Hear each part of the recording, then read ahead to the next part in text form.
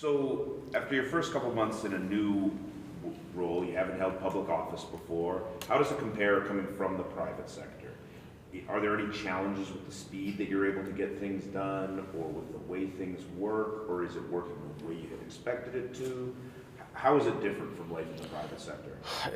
But I'm pleasantly surprised as to just the incredible spirit of intent, people wanting to make a difference, people working together, and we're actually getting a lot of things done quickly. That it's been positive, and I know we have some challenging things coming up, but so far we feel really good. And what do you hear from this crowd? I mean, like, a lot of the people here helped fund ABC's victory and finance the campaign. What are you hearing from people? Are they happy with how the first few months are going? You know, we had over 4,000, I think almost 5,000 different donors. So I think any room we go into, we will have a lot of support there. No, I think there's a buzz in the business community where you know, people feel we've turned a corner and we're open for business again. What is the status of the 100 police officers and 100 mental health nurses? When can we expect the first hires for that program to be announced? And when can we expect the full complement to be deployed? They've already fleshed out an operational plan that was presented to the police board last Thursday.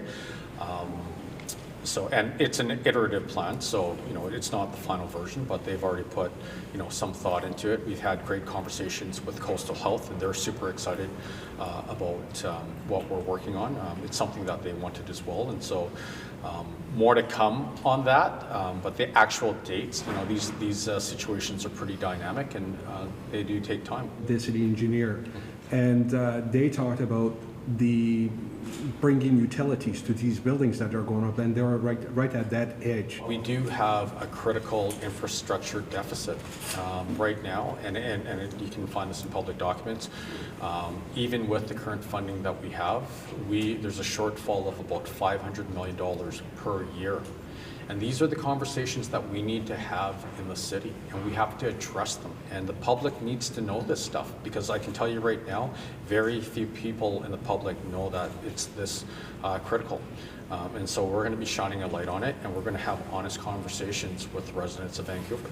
Because I can tell you one thing, if we don't solve these challenges, you know, there might be a situation in Vancouver where, you know, homes they won't be able to flush their toilets in 20 years if we don't deal with these issues.